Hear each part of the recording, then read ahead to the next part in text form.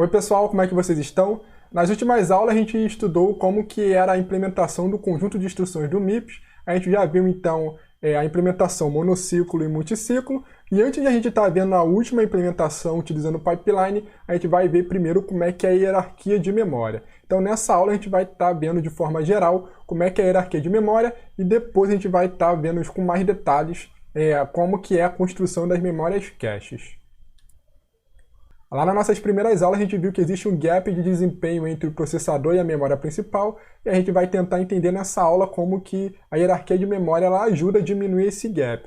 Então aqui a gente tem que as restrições do design na memória elas podem ser resumidas basicamente em 3 perguntas, que é em quanto de dados a gente consegue armazenar nela, quão rápido ela é e quão caro ela é. Então existem essas 3 medidas que elas se relacionam e ela é o motivo de entender por que é utilizada as hierarquias. Então se a gente quer uma memória com tempo de acesso mais rápido, isso vai implicar que a gente tenha um maior custo por bit. Outra relação é que uma memória com maior capacidade teria menor custo por bit e uma memória com maior capacidade teria menor tempo de acesso. Então a gente nunca consegue estar tendo um potencial máximo entre essas 2 variáveis, entre essas 3 variáveis. Então se a gente quer ter uma memória com capacidade alta, com tempo de acesso mais rápido, isso vai implicar que ela seja mais cara. E outra questão é que os programadores eles sempre querem ter uma quantidade ilimitada de memória com baixa latência para estar construindo programas cada vez mais complexos. Então eles não querem se preocupar, por exemplo, se para executar um programa ele vai ter memória suficiente ou não, se a memória vai ser rápida ou não.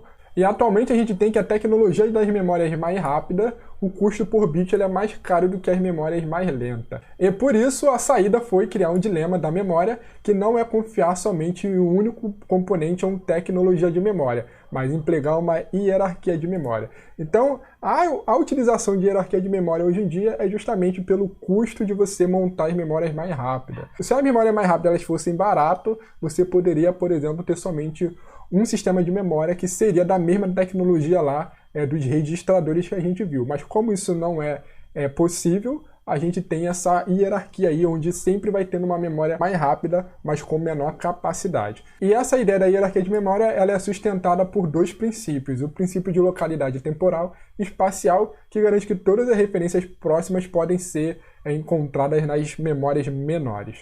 Então vamos primeiro ver como é que são esses 2 princípios de localidade. O primeiro princípio é de localidade temporal, que diz que o item ou uma determinada referência vai ser acessada novamente num futuro próximo. Então a gente pode ver um exemplo considerando, por exemplo, um cálculo feito por um laço. Então considere que a gente tem uma matriz e a gente quer somar todos os elementos dessa matriz com alguma constante. Então essa constante ela vai ser acessada a cada interação desse laço. Então a gente pode estar pegando essa constante e armazenando numa memória mais rápida com um menor tamanho. A gente vai estar acessando ela em toda interação do laço. E o segundo princípio é o princípio de localidade espacial, que diz que quando a gente acessa um determinado item, a gente tem uma probabilidade de estar precisando acessar os vizinhos desse item no futuro próximo. Então, um exemplo para a gente ver isso é quando a gente está fazendo alguma operação com um vetor. Então a gente sempre vai estar inteirando todos os elementos desse vetor, então os elementos vizinhos vai ser acessado no futuro próximo. Então isso justifica, por exemplo, no momento que você for copiar um valor da memória principal para uma memória menor, isso justifica você copiar também os vizinhos desse valor que você quer, do dado que você quer. Assim, no momento que você for fazer as próximas operações, o dado que você quer ele já vai estar nessa memória menor e mais rápida. Então, com base nesses 2 princípios, a gente tem essa ideia aí de hierarquia de memória. Então, primeiramente, a gente vai ter uma memória que vai armazenar tudo, tá? Então, a ideia é que tudo seja armazenado no disco. Então, no momento que a gente, por exemplo, instala nosso sistema operacional, ele vai ficar armazenado tudo no disco. E no momento que a gente vai fazer a execução de programa, o sistema operacional ele vai criar um processo para o programa, vai escalonar esse processo. E todos os itens desse programa que estavam no disco, eles vão ser copiados para a memória RAM, lá para a memória principal. Que ela é menor, mas com um acesso mais rápido do que o disco. E aí, quando cada instrução do programa ele for sendo executado, esses dados eles vão ser copiados, então, para as memórias mais rápidas, que são mais próximas ao CPU, que são as memórias caches lá dentro do chip da CPU. Então essa que é a ideia quando a gente utiliza a hierarquia de memória. Então aqui a gente tem como que ela é feita, a gente consegue estar representando por uma pirâmide, tá? Onde no topo dessa pirâmide a gente tem a nossa CPU e todas aquelas memórias que são mais próximas ao topo, elas têm um tempo de acesso à CPU menor. Então observando essa pirâmide a gente consegue ver algumas relações interessantes. Então aqui nessa seta à esquerda a gente vê, né, que de cima para baixo, né, quanto menor o nível, menor é o custo por bit, e quanto maior é o nível, né, indo lá para o topo da pirâmide, maior é o custo por bit. E nessa seta à direita, a gente vê então a relação com o tempo de acesso. Então, quanto maior o nível, menor é o tempo de acesso, e quanto menor é o nível na pirâmide, maior é o tempo de acesso. E a largura da pirâmide ela vai determinar qual é o tamanho da capacidade de cada memória. Então, quanto menor o nível, maior é a capacidade de cada memória, e quanto maior o nível, menor é a capacidade. Então, a gente vendo aqui quais são os tipos de memória, a gente vê que lá no topo a gente tem aquelas memórias que são inboard, né, que são acopladas mais próximas à placa-mãe. Então a memória mais rápida são os registradores, que elas se encontram dentro da CPU, depois vem as memórias caches, depois as memórias principais, todas elas estão próximas à placa-mãe. Depois a gente tem as memórias que são dispositivos de entrada e saída. Então a gente começa aqui com os discos magnéticos, né, que são os HDs. Depois vem os discos ópticos, que são o CD-ROM, CD-RW, DVD, Blu-ray. Depois a gente tem as memórias que ficam em outros computadores. Aqui como exemplo a gente tem então as fitas magnéticas. A gente pode pensar aí, por exemplo, as fitas cassete, tá bom? Que elas são mais lentas. Então essa é a visão que a gente tem da hierarquia de memória nos computadores atuais. Então vamos ver algumas terminologias para os níveis de hierarquia de memória. Então a gente diz que aquelas memórias que ficam mais próximas ao processador, elas são as memórias dos níveis mais altos, tá? Porque ela está no nível mais alto da pirâmide, e quando a gente vai diminuindo o nível, a gente vai falando que são memórias de níveis mais baixos. Então sempre a memória de nível mais alto, ela vai ter uma cópia da memória de nível mais baixo, e essa cópia a gente chama ela de bloco ou linha, que contém aí um conjunto de várias words, né? Para estar aproveitando aí o princípio de localidade espacial. Você sempre compria várias words da memória principal, por exemplo, para as memórias caches. Se os dados acessados estiverem presentes no nível superior, a gente diz que teve um hit, que teve um acerto. E nesse caso, o dado ele é recuperado diretamente dessa memória do nível mais alto. E a gente tem então uma medida para medir isso, que seria a taxa de hits, né? A quantidade de acessos que teve acertos. Se os dados não estiverem na memória do nível superior, acontece o que a gente chama de miss, que seria uma falha. Então, nesse caso, a gente precisa estar recuperando esse dado no nível mais abaixo. E se no nível mais abaixo não tiver esse dado lá também, você vai buscando ele no nível mais abaixo até chegar, por exemplo, ao disco rígido, que é onde contém todos os dados armazenados do sistema. Então, sempre quando ocorre um miss, por exemplo, um cache miss, você vai ter duas penalidades. Então você vai ter o tempo gasto, né, que seria a penalidade do miss, que seria o tempo de você estar acessando essa memória no nível inferior e copiando ela para o nível superior, e você vai ter também a taxa de miss, né, que seria a quantidade de acessos que houve o miss, né? Então sempre a taxa de miss vai ser 1 menos a taxa de hit. Então, existem algumas características para o sistema de memória. A gente vai estar vendo rapidamente cada uma. O primeiro seria a localização, que seria se a memória está dentro da CPU, se ela está próxima à placa-mãe ou se ela está externa à CPU. Então, interno a gente tem o exemplo, por exemplo, como registrador e as memórias caches, e externos seriam os dispositivos de entrada e saída, como pendrive, disco rígido, SSD e assim por diante. Outra característica seria em relação à capacidade. Algumas memórias elas são medidas em words, outras são medidas em bytes. Então a gente já viu, né, que a memória principal ela ordena os seus dados em bytes, e a gente consegue estar agrupando esses bytes em words, que são utilizadas pela transferência de dados entre memória e processador. A unidade de transferência também costuma ser diferente. Então, na memória principal, a gente sempre transfere words da memória principal. Quando a gente fala de disco, a gente sempre transfere blocos de words, tá? Normalmente aqui esses blocos eles são medidos em words também.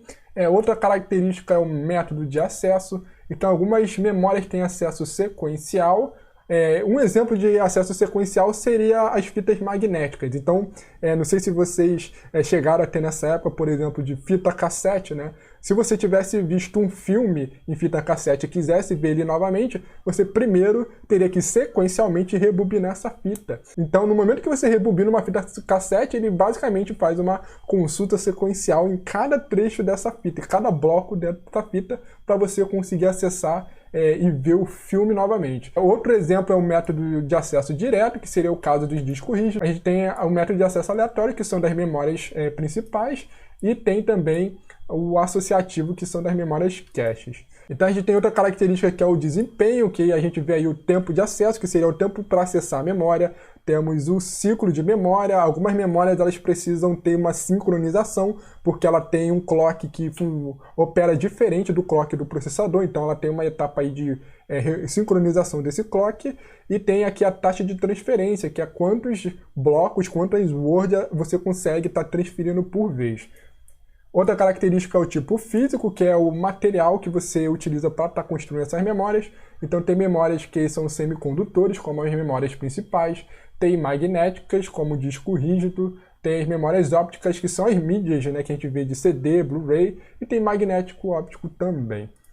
Outra característica são as características físicas, né? A gente tem volátil, não volátil, erasable, não erasable, que seria apagável ou não. Então, como exemplo, né, nas memórias voláteis, tem as memórias RAM, né, a memória principal. Não volátil seria o HD. As não apagáveis seriam, por exemplo, as memórias ROM, né? Quando a gente tem um CD-ROM, a gente grava algum dado nesse CD, a gente não consegue estar apagando mais. E a gente tem algumas memórias ROM que são apagáveis.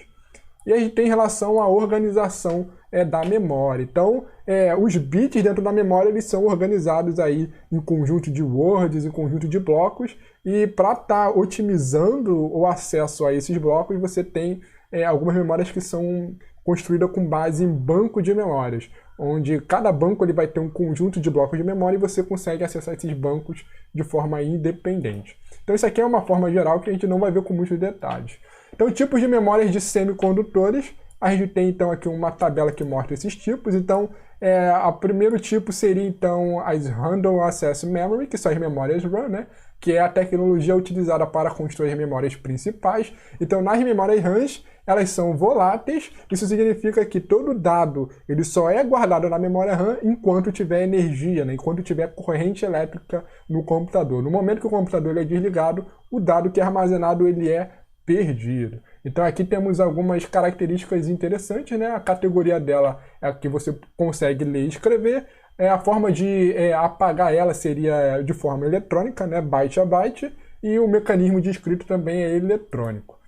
O segundo tipo de memória de semicondutor seria as ROM, né, que vem de Read Only Memory, que são as memórias somente de leitura. Então nessa categoria a gente só consegue ler o dado dela e ela não é apagável e também não é volátil. Então a gente tem como memória ROM, por exemplo, o CD-ROM, né, DVD-ROM também, e a gente tem a BIOS do computador, que ele fica também em uma ROM dentro lá da placa-mãe, né? Tem um chip de ROM lá que contém todas as operações básicas de um processador. A gente tem algumas variações das ROM, né? Temos as Programmable ROM, que permite a gente estar apagando e reescrevendo novamente algumas vezes, né? Tem a Erasable ROM, que permite a gente, da mesma forma, estar escrevendo novamente. E a forma de apagar ela seria utilizando raios ultravioletas, né? Apagando o nível de chip. Então você não apaga somente um byte, você apaga uma região inteira do chip dessa memória. Temos outra variação que são as EEPROM, né, de Electrically Erasable PROM, que a gente consegue estar também escrevendo novamente, né, de forma elétrica. Aqui ele já consegue apagar byte a byte, assim parecido com as memórias RAMs principais. E por último a gente tem as memórias flash, que são também apagadas eletricamente e apaga por bloco. Então todas essas são memórias com materiais semicondutores. Então aqui a gente tem algumas tecnologias de memórias. A primeira é a Static RAM ou só SRAM, que são utilizadas para construir registradores. A segunda seria as Dynamic RAMs ou DRAMs, que são utilizadas para construir a memória principal. Tá? E a gente tem aqui o disco magnético, que são as memórias externas, secundárias ou auxiliar. Tá? Então, entre essas três tecnologias, a gente vê uma diferença grande em relação ao custo, desempenho e armazenamento. Então, nas Static RAMs, a gente vê que o tempo de acesso à CPU é de 0,5 nanosegundos a 2,5 nanosegundos. E o custo por gigabytes, ela fica entre 2.000 a 5.000 dólares. Tá? Isso aí por gigabyte. Já nas Dynamic RAMs, a tecnologia de memória principal, a gente tem que o acesso à CPU demora de 50 a 70 nanosegundos. E o custo por gigabyte é de 20 a 75 dólares. Então a gente já vê aqui uma redução de 2 ordens de grandeza em relação ao custo e também em relação ao tempo de acesso.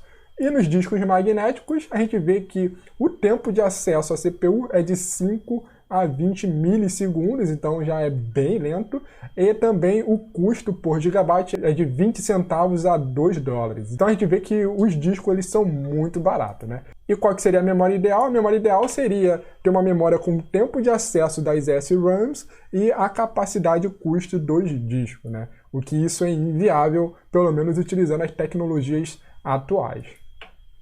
Então aqui a gente tem um exemplo de como seria a estrutura da célula de memória. Então cada valor, cada dado que é armazenado de memória, eles são armazenados em uma unidade de célula, que normalmente ela cabe em uma unidade de Word, tá? Um conjunto de bytes. Então aqui a gente tem um exemplo de como seria o circuito para cada tipo de célula. No lado esquerdo a gente tem como seria uma DRAM. Então uma DRAM ela tem um capacitor que é aterrado e ela é ligada a um transistor com uma linha. Então, na DRAM, o nosso valor ele fica armazenado num capacitor. O capacitor é um dispositivo eletrônico que ele armazena alguns bits, tá? E a DRAM ela tem um problema porque ela não consegue armazenar esse bit por muito tempo. Então, conforme o tempo vai passando, né, alguns bits eles vão sendo eles escapam do capacitor, tá? Então você precisa sempre ter uma lógica de refresh para estar atualizando esse bit no capacitor, tá? Para estar equilibrando a tensão do bit, a voltagem do bit aqui dentro. E o transistor, né?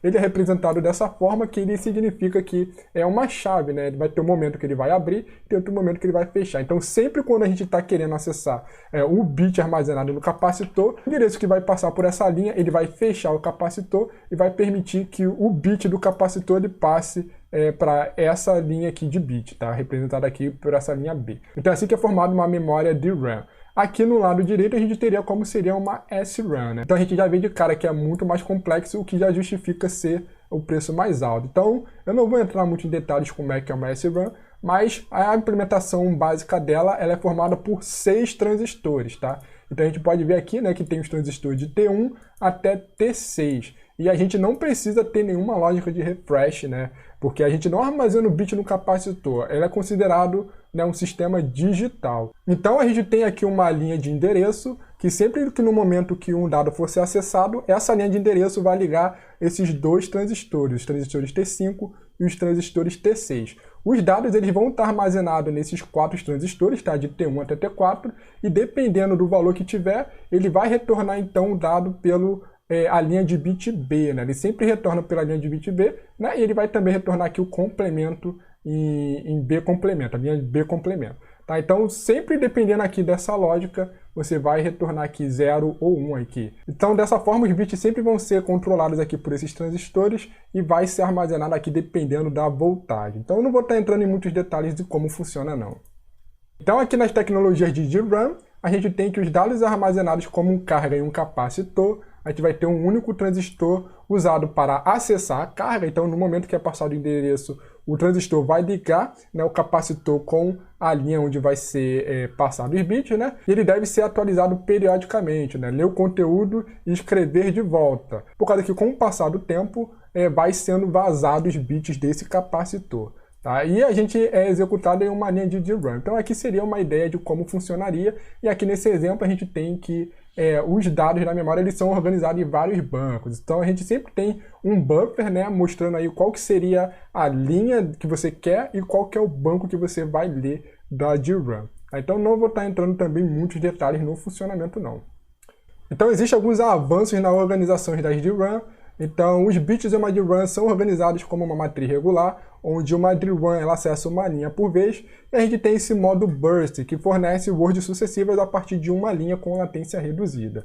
E a gente tem outros tipos de tecnologias, né, como a gente viu aí do slot, né, do barramento DDR, né, que é de Double Data Rate, onde as transferências das bordas são feitas no estado alto e baixo do clock. Então a gente consegue estar fazendo transferência de dados tanto na subida do clock e na descida do clock. Por isso que tem esse nome de Double Data Rate. E temos aí o Quad Data Rate também, né, que a gente tem duas entradas de DDR separadas. Então a gente consegue fazer, né, tanto transferência na subida e na descida do clock nesses dois slots aí separados, tá bom? Então aqui a gente tem alguns fatores de desempenho da DRAM. O primeiro é a utilização de um buffer para armazenar os dados da linha, né, que é o row buffer. Ele vai permitir que várias palavras, várias words sejam lidas e atualizadas em paralelos, em linhas diferentes. Outro fator de desempenho é o Synchronous DRAM, que tem no barramento do DDR. O Synchronous DRAM ele permite que você acesse várias linhas, várias words consecutivas e enrajadas. Então, você só precisa mandar um endereço inicial dessa sequência de dados que vai ser acessada e você tem uma quantidade fixa de dados para ser retornado. Então, por exemplo, se você tem uma sequência de 8 bytes, basta passar o endereço do primeiro que ele vai trazer os 8 bytes consecutivos. Então, isso melhora a largura de banda porque você não precisa estar enviando para acessar o endereço de cada um desses 8 bytes, por exemplo. E temos também o DRAM Bank, que é organizar a memória com bancos de memórias. Isso permite acesso simultâneo a várias DRAM. Isso melhora a largura e a banda. É como se essa matriz regular, que são disponibilizados dados, ele fosse um banco de memória. A gente tivesse várias dessas matrizes e tivesse um barramento que ligaria todos esses bancos de memórias em paralelo. Então isso melhora ainda mais a vazão das DRAMs. Então agora a gente vai estar vendo os outros tipos de memória. Nesse exemplo a gente tem os discos magnéticos, onde o armazenamento de dados ele é magnético, rotativo e não volátil. Então um disco ele consiste em uma mídia, como se fosse um CD, um DVD ou um Blu-ray, e a gente tem uma cabeça fixa que é um leitor de dados dessa mídia, tá? Então essa mídia ela fica rodando e essa cabeça ela pode se movimentar, né, para cima ou para baixo, chegando mais na parte central do disco ou na parte superior do disco. E essa mídia eles são divididos em vários círculos concêntricos e a cada 2 círculos concêntricos você forma uma faixa que eles chamam de trilha. Então aqui no nosso exemplo a gente tem essa faixa que é uma trilha e também ele é dividido em algumas partes horizontais que formam aqui o setor. Então aqui a gente consegue ver, né, que essa pequena região aqui seria um setor. Então, esse disco ele consiste de vários setores e cada setor ele armazena blocos de bytes no disco. Então, sempre quando uma cabeça vai ler um determinado dado, ela lê sempre um setor inteiro. Tá? E a gente consegue ter algumas organizações do disco que tendo várias dessas mídias empilhadas, tá? Formando aqui o que a gente está vendo de cilindro. Então essas mídias elas ficam flutuando devido ao campo magnético que se tem nessa estrutura e elas ficam girando uma velocidade absurda, muito rápida. Então por isso os discos magnéticos eles têm a velocidade maior, por exemplo, que os discos ópticos como Blu-ray, CD e DVD, por causa que eles rodam a velocidade muito rápida. Vocês vão estar vendo maiores detalhes dos discos quando vocês forem fazer a disciplina de sistemas operacionais. Normalmente a gente estuda com maior profundidade os discos para saber como que o sistema operacional lida com ele, tá bom? O próximo tipo de memória são as memórias flash, que a gente viu que são memórias semicondutores e com armazenamento não volátil. Significa que o dado ele continua salvo mesmo se não tiver corrente elétrica passando por ali. E ela tem uma vantagem muito grande em relação aos discos, é que ela é de 100 vezes a 1000 vezes mais rápida que os discos magnéticos. Consequentemente, ela é menor e possui menor consumo energético e é mais robusto. Então a gente consegue ver aí as memórias flash em câmeras de celulares, em pendrive. Entretanto, custo por gigabyte está entre o disco e as memórias de RAM. Então o custo por gigabyte é mais caro do que em relação aos discos magnéticos. Então aqui a gente tem um exemplo aqui de cartões de memória e aqui um exemplo de como que é em pendrive. Então existem algumas opções para estar construindo as memórias flash. Então existem dois tipos, né? As flashes NOR e as flash NAND. Na flash NOR, a célula de bit são construídas através de portas NOR, né, de NOT OR. E essa construção com as portas NOR ela deixa o acesso de leitura e escrita aleatório, o que torna mais rápido. E esses tipos de memória elas são mais utilizadas como memória de instruções em sistemas embarcados. E outro tipo de flash são as flash NAND, onde as células de bits elas são implementadas com as portas NAND, de NOT AND. Ela é mais densa, permitindo mais bits por horas, mas o acesso é uma vez por bloco, é sequencial. Tá? Ela é mais barata, o custo por gigabyte, e por isso ela é utilizada para chaves USB, armazenamento de mídia, e é a tecnologia utilizada para a construção de pendrives também. E o tipo de característica que as memórias flash têm é que os bits de flash se desgastam após milhares de acessos. Então isso significa, né, que sempre que você realiza uma escrita de uma célula de memória, você vai desgastando o circuito. Em determinado momento você vai acabar corrompendo a célula de bit e você acaba então danificando. Então sempre nessas tecnologias de memória flash a gente tem algumas células extras que são substituídas. Então não é adequado estar utilizando as memórias flash para substituir a memória RAM diretamente ou substituir o disco diretamente. E existe a parte de nivelamento de desgaste, que é remapear os dados para blocos menos usados. Então sempre quando um dado ele é escrito na memória flash, existe algum circuito de hardware que utiliza algum algoritmo de escalonamento para estar escolhendo que bloco você vai armazenar uma célula. Então sempre quando é feita uma escrita, um dado, né, que você quer atualizar um dado, você não atualiza esse dado, você vai simplesmente copiar esse novo dado para uma célula vazia e você vai marcar que essa célula está com um dado desatualizado. Tá? Porque as escritas nas memórias flash são muito custosas. Então você faz basicamente dessa forma. Então no momento que você ocupa todas as células de memória, aí você de fato começa a fazer escritas em algumas dessas células para você estar aumentando o tempo de vida útil das memórias flash. E aqui agora a gente tem um exemplo de uma organização típica das memórias caches, né? A gente tem sempre aqui a nossa cache entre o processador e o barramento de sistemas, que comunica aí com a memória principal e os dispositivos de entrada e saída. E a gente tem a parte de controle, que vai indicar aí se você está realizando uma escrita ou leitura na memória. A gente tem o endereço, né? Onde normalmente contém um buffer de endereço, e aqui o dado, onde tem normalmente um buffer de dados para estar recebendo da memória principal. Então aqui reparem, né, que nesses buffers sempre são acessados mais de um endereço por vez e são recuperados mais de um dado de um bloco por vez, por exemplo. E aqui a gente tem algumas considerações finais, né? As memórias rápidas são pequenas, as memórias grandes são mais lentas, e nós realmente queremos memórias rápidas e grandes, mas só que é inviável fazer isso, e a cache dá essa ilusão, né? Dá a ilusão que um programa ele sempre tem todo o dado disponível a ele numa memória mais rápida. Isso é garantido graças aos princípios de localidade, onde os programas usam uma pequena parte do espaço da memória com frequência. E a gente tem aqui nossa hierarquia de memória, né? Primeiramente a gente tem a cache L1, que é no nível mais alto, depois vem a cache L2, depois temos a cache L3, depois vem a memória principal, né? Que são as memórias de RAM, depois vem os discos magnéticos. Por fim, o design do sistema de memória é crítico para multiprocessadores, dados que cada core do processador ele vai ter as suas próprias caches locais, né? Vai ter aí as suas próprias caches L1 e L2. Então a gente precisa estar recuperando esse dado da memória principal e estar propagando esse dado para todas essas caches de todos os cores. Então isso acaba aí deixando mais complexo os barramentos para ligar um processador e a memória principal. Então nessa aula a gente viu de uma forma geral como é que é a hierarquia de memória e vimos como que ela ajuda a diminuir o gap de desempenho entre processador e memória principal. Então na próxima aula a gente vai começar a ver com mais detalhes como que é a construção das memórias cache. Então vamos terminar nossa aula por aqui e a gente se vê então na próxima aula. Até mais, pessoal!